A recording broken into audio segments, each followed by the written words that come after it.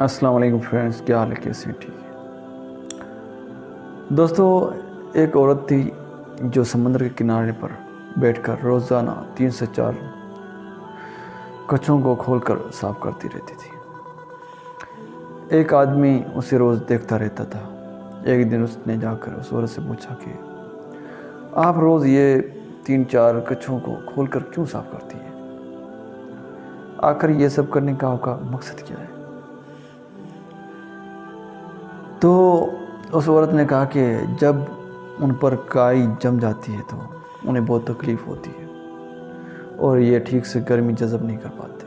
ایسا کرنے سے ان کی زندگی بدل جاتی ہے۔ تو اس آدمی نے کہا کہ دنیا میں سینکڑوں کچھوے ہیں جو اس طرح کے مسئلے کے ساتھ زندگی گزار رہے ہیں۔ آپ سب کی زندگی تو نہیں بدل سکتی۔